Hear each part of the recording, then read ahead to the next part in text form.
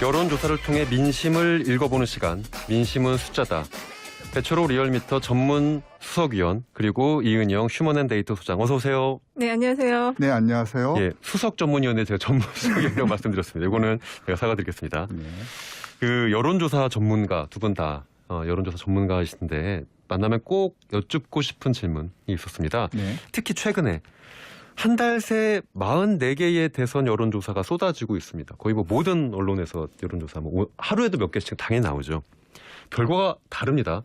이게 조금 다르면 뭐 그러려니 하는데 물론 등수로 놓고 보면 뭐 얼추 비슷한 것 같기도 한데 어느 여론조사에서 붙었고 어느 여론조사에서 꽤 크고 왜 다른 걸까요? 일단 제가 말씀드리자면 뭐 그런 지식이 우선 말씀드리는데 흔히 여론조사를 폴이라고 그러지 않습니까? 예. POLL 여론조사인데 선거 시기 쏟아지다 보니까 폴루션, 공해 뭐라고 이제 그렇게 뭐 지적하시는 분들은 사실 좀 많죠. 근데 크게 이제 다른 것은 크게 대별을 하자면은 이제 ARS 이제 기계로 진행하는 조사와 예. 사람이 진행하는 CAT이라고 하는데 면접조사 이 두 개를 크게 대별해 놓으면 예. 그 이제 ARS 내에서 보자면 패턴이 거의 비슷합니다. 또 면접조사만을 놓고 보자면은 비슷한데 둘을 섞어 놓으면 제가 이제 그런 비유를 드는데 일반 짬짜면을 한 그릇에 같이 섞어버리면 짬뽕과 짜장면 한 그릇에 같이 섞어버리면 음식물 쓰레기지만 예. 중간에 칸을 쳐놓고 구분해 놓으면 짬짜면이 된다. 그래서 이제 ARS만을 놓고 그 안에 있을 때 패턴과 상관관계를 보자면 비슷하게 이제 흐름이 좀 보여요. 캐티는 캐티대로 보이는데 저기 이제 ARS 캐티를 대별을 해 놓으면은 크게 이제 이 양간의 어떤 모드 이펙트가 그렇게 차이가 나는구나라고 되는데 그러면 섞어 놓으니까 이제 뭐 등수 특히 이제 윤석열 총장 같은 경우는 어떤 데는 1등, 오차범위 바꾸세 30. 또 다른 조사는 보면 20% 오차범위 막 13. 그게 이제 가장 큰 요인은 조사 방법, 즉 이제 ARS와 면접 그 차이다. 그렇게 말씀드릴 수 있습니다. 44개 여론조사가 나왔지만 결국 크게 두 가지로 ARS와 그렇게 대면 대별하시면 됩니다. 로 보면 각각의 조사 방식의 여론조사끼리 묶어놓으면은 얼추 비슷하다. 예, 그렇죠. 물론 거기서 이제 또 디테일하게 들어가면은 뭐 유무선 비중이냐, 뭐 RDD냐, 안심번호냐, 이제 뭐 과중치를 어떻게 하냐면 그런 것도 있지만 가장 큰 요인은 이제 사람이 진행하는 면접과 기계가 진행하는 ARS 그 차이에서 기인한다. 그렇게 말씀드릴 수 있습니다. 이은영 소장님, 뭐 이거는 어떻게 보면 좀 기술적인 얘기이기 때문에 동의하시는 부분이 당연히 클 것 같은데 그럼 이렇게 쏟아지는 여론조사를 볼 때 우리는 주의해야 될 게 있을까요? 네, 일단은 먼저 많이 쏟아지는 이유는 이 대선이 상당히 이제 모든 정부적 관심을 받는 선거기 때문에 예. 그 회사가 자기 회사 홍보하는데 굉장히 좋은 기회예요. 그래서 그리고 이제 회사들이 자기 회사를 알리기 위한 광고비를 쓴다면 상당히 저비용을 쓰면서 홍보 효과를 크게 누리는 그런 요인 때문에 지금 조사가 많이 쏟아져 나오는 게 있고요. 그리고 주의해서 보셔야 될 거는 역시 이제 조사 방법 그리고 설문 구성을 어떻게 했는지 최근에 이제 보통 조사들이 다자구도 그다음에 양강구도 그다음에 진영구도 이 세 가지 것들이 많이 나오고 예. 그다음에 당선 가능성 문항이 최근에 나오기 시작했거든요. 그래서 앞으로 이제 중요하게 보실 문항은 양강구도와 당선 가능성에서의 어떤 변화들이 일어나는지 그걸 좀 보시는 게 중요할 것 같습니다. 알겠습니다. 본격적으로 시작해 보겠습니다. 이번 주 여야 대선 주자 지지율 배철호 의원님 어떻습니까? 예, 오늘 4개 준비했습니다. 먼저 MBS가 지난 4월 동안 전국 1,003명을 대상으로 조사. 그리고 이번 주는 8.15 있다 보니까 8.15 전후로 해서 이례적으로 지상파 3사가 모두 여론조사를 진행을 했어요. SBS 의뢰로 넥스트 리서치가 13, 14일 전국 1,004명. MBC 의뢰로 코리아 리서치가 16, 17일 전국 1,002명. KBS 의뢰로 한국 리서치가 12, 14일 전국 1,000명. 이 4기관 모두 이제 표본오 오차는 95% 신뢰 수준에서 플러스 마이너스 3.1%포인트를 보인 조사였습니다. 예. 전체적 합도는 크게 의미가 없고요. 이제 먼저 MBS 조사에서 보자면 진영별 적합도에서 보면 진보 진영에서 후보 적합도로는 이재명 33, 이낙연 17, 정세균, 박용진 3 이렇게 나왔고요. SBS 조사에서 보자면은 이재명 32.8, 이낙연 19.6, 추미애 4, 박용진 3.5.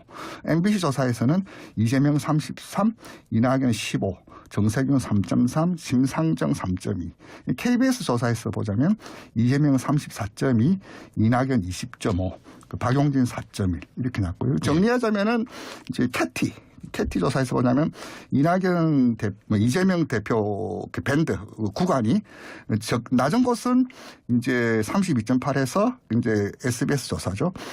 좀 높게 나온 것은 KBS 조사 34.2, 즉 30 초반선에 강하게 좀 걸쳐 있고 이낙연 대표 같은 경우는 15에서 20, 10% 후반에서 20선 초에 그렇게 걸쳐 있다. 그렇게 정리할 수 있겠습니다. 그 전체적으로 보면요. 최근에 이제 한 4개 정도가 나왔고 방송 3사 MBS 조사가 나왔는데 그 4개 조사가 다 방법론은 같아요. 면접은 조사였고 그리고 그 결과는 대체적으로 다 비슷했는데 일단은 그 1강 1중 1중약 구도라고 해야 될까요? 그전에는 2강 1중이었는데 그 1강을 이뤘던 윤석열 후보의 지지율이 좀 많이 빠지면서 그리고 이재명 후보의 지지율이 약간 상승을 했어요. 그리고 이낙연 후보 같은 경우는 지지율이 상승세를 좀 가져가다가 꺾이는 그런 흐름이어서 10% 초반대 이게 다자구도에서는 그런 흐름이 나타나고 있거든요.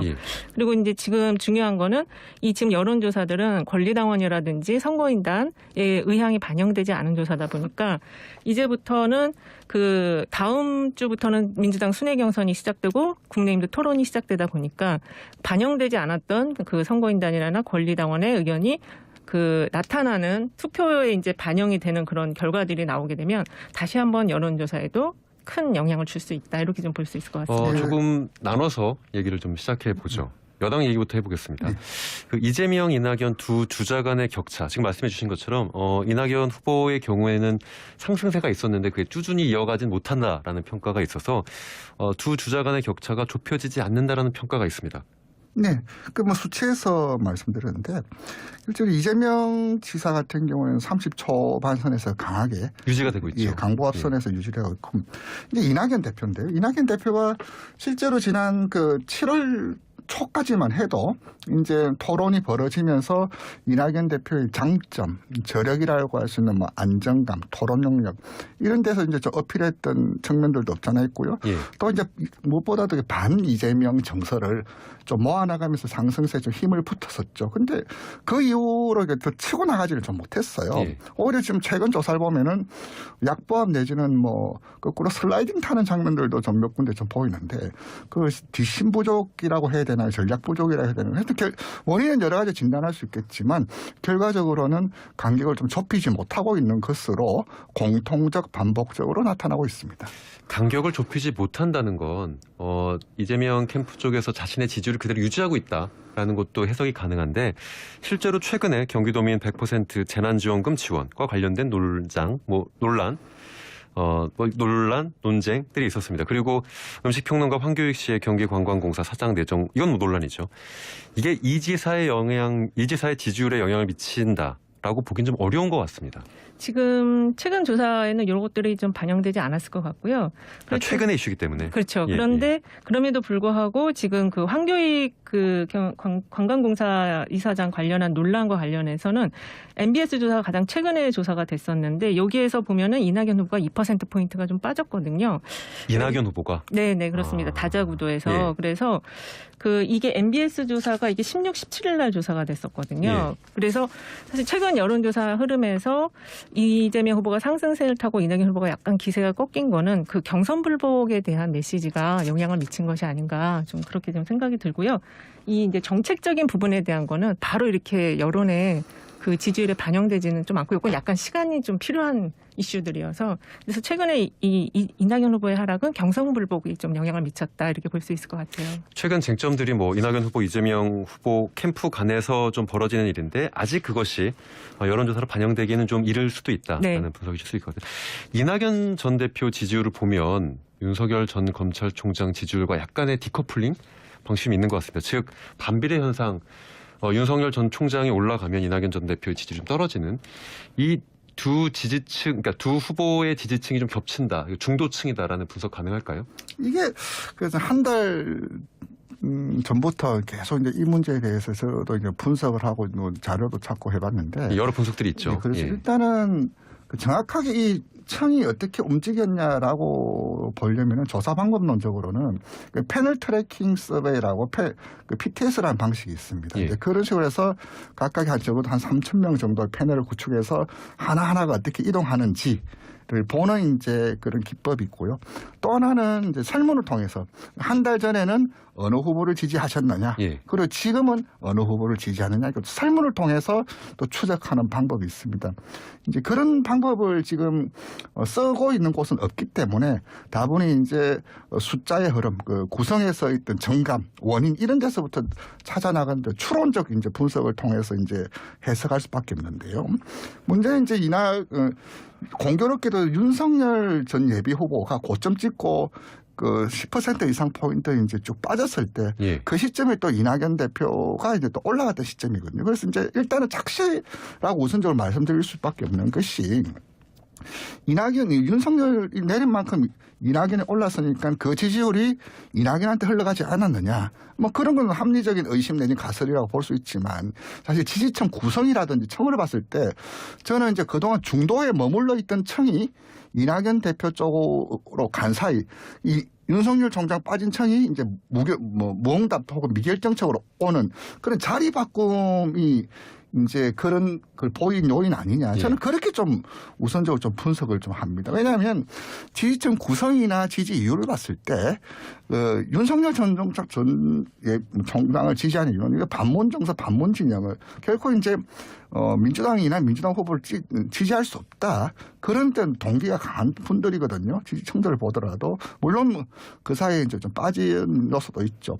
또 하나 이제 특징 지을 수 있는 것이 뭐냐면 이낙연 대표의 지지층이 아무래도 충성도가 이재명 지사 대비 굉장히 좀 낮습니다. 그러니까 내 후보가 덜 합하면 다른 후보 찍겠다라는 그런 충성도가 나고 그러다 보니까 전체적인 유동성을 키우는 요인인데 그 두 가지 측면에서 봤을 때 저는 윤석열 빠지니까 이낙연 올라간다. 그 지지층이 둘 중에 하나 놓고 초이스하는 그런 장면.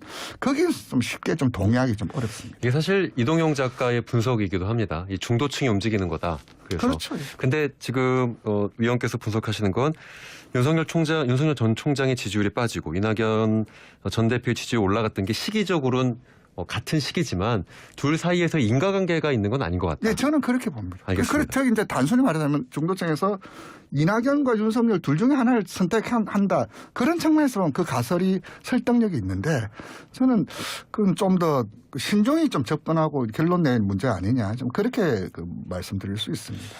최근 여론조사에선 정권 교체 여론이 높습니다. 이거는 사실 꾸준하게 확인되는 거죠. 정권 교체가 정권 연장, 정권 재창출보다 높게 나오는데 그럼에도 불구하고 양자 대결에선 이재명 지사나 이낙연 전 대표가 윤 전 총장을 앞서는 조사들이 또 이것도 꾸준하게 나오고 있습니다. 즉 정권이 바뀌게 된다는 여론은 많은데 후보를 놓고 보면 윤석열 전 총장보다는 민주당 후보들에 대한 지지가 높은 상황을 어떻게 분석할 수 있을까요?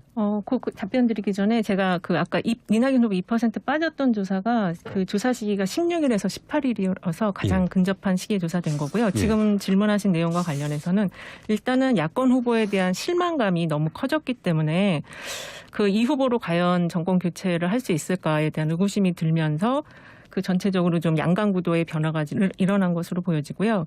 그리고 이 양강 구도와 관련해서 정권 교체 의향이 높지만 이 지금 새로운 이제 후보들이 나와서 지금 여러 가지 정책이라든지 공약과 관련한 토론들을 진행을 하고 있잖아요. 그러니까 그 속에서 또 새로운 정부에 대한 새로운 기대들이 형성이 될 수 있거든요. 근데 그런 면에서 이재명 후보라든지 민주당의 후보가 조금 더 우위에 선 그런 흐름의 조사들이 나오고 있는 것 같습니다. 꼭 부연해서 말씀드리자면 이번에 방송 3사에서도 내년 대선 프레임 관련해서 좀 질문을 했는데요. SBS 조사에서 보면 정권 교체 여론이 55.4%로 가장 좀 높았습니다. 이제 MBC 조사에서는 41.9로 가장 좀 낮았고요. 이제 재창출 여론도 이제 보면은 MBC 조사에서는 정권 교체 TBS, KS 조사, ARS 조사에서도 이제 교체 여론이 50%, 51.7. 전체적으로 이제 정권 교체 여론이 이제 재창출 여론보다 높은데 이제 가상대결에서 낮은 이유는 이제 윤석열 예비 후보를 놓고 다 질문을 하거든요. 가장 대부분의 조사들이 보면은 저희 이제 그런 정서나 기운을 윤 예비 후보가 못 담아 있고 있기 때문이다. 단순하게 말씀드리자면. 정권 교체의 열망이 있으나 있죠. 여론조사로 확인되는 그것을 후보로서 표현되는 것에 대해선 좀 주저하는 여론이다. 그렇죠. 윤석열 정당의 그 교체 여론 50% 과반 수준의 어떤 그 여론 혹은 정서들이 개인 지지율로 가면 30% 초중밖에 안 나오거든요. 그래서 예. 나머지 이제 15%, 20%다 어디 갔냐. 저 이제 정권 교체는 해주지만 윤석열로는 뭐 지지하지 좀 저하는 그런 정서가 있기 때문에 그 간격이 벌어지지 않나 그렇게 보였습니다. 지금 윤석열 전 총장에 대한 이야기가 나왔기 때문에 마지막으로 질문 하나씩 드리겠습니다. 그 이 대표와의 갈등, 이준석 국민의힘 대표와의 갈등이 있습니다. 뭐 토론회 무산도 있고요. 그래서 2030 지지율이 약세를 보이고 있다는 보도가 있습니다. 실제로 국민의힘이 2030 지지가 꽤 높은 수준으로 평가가 많이 되고 있는데 윤 전 총장이 이준석 대표와 갈등하는 모습이 이 세대별 지지율에서도 안 좋은 영향을 미친다라는 평가 가능할까요? 네, 그렇게 볼 수 있을 것 같고요. 현재 그 젊은 세대 같은 경우는 부동층이 거의 50%에 달해요. 젊은 층은? 예, 20대 같은 경우 그렇게 나오거든요. 그래서 특히 그리고 2층에 대해서 지금 국민의힘 쪽에서는 그 2층을 대상으로 한 그 맞춤형 공약들이 별로 눈에 보이질 않고 있고요. 그리고 그 민주당 같은 경우는 반면에 그런 면에서 여성층을 대상으로 한 공약이 이재명 후보나 이낙연 후보 모두 나오고 있어요. 예. 그래서 그리고 그 청년 실업에 대한 해결책도 지금 나오고 있는데 국민의힘은 지금 그런 것들이 좀 구체화되지 않고 있기 때문에 충분히 영향을 미칠 수 있을 거로 보여집니다. 2030의 표심, 세대별로 어쨌든 여론조사도 이루어지고 있는데 이준석 대표와의 갈등이 윤 전 총장에겐 그 젊은 세대의 표를 얻는데 불리할까요? 굉장히 불리하죠. 그죠. 이제 지난번 4.7 이제 재보선에서 서울에서 20% 이상 국민의힘이 압승했던 요인은 2030의 표가 없으면은 그렇게 압승이 나오지 않을 상황이거든요. 예. 그래서 이제 오늘 MBS 조사에서 좀 여실히 좀 드러났는데 윤 예비 후보가 전체 적합도에서는 보수층에서 25 찍었지만 20대에서는 18밖에 안 나왔어요. 그만큼도 못 따라오고 있다. 까먹고 있다. 이 수치가 단적으로 얘기해주고 있다고 봅니다. 예, 알겠습니다. 오늘 말씀은 여기까지 듣도록 하겠습니다. 지금까지 이은영 휴먼앤데이터 소장, 대초로 리얼미터 수석 전문위원 모시고 말씀드렸습니다. 네, 감사합니다. 감사합니다. 네, 감사합니다. 구독, 좋아요, 알람 설정.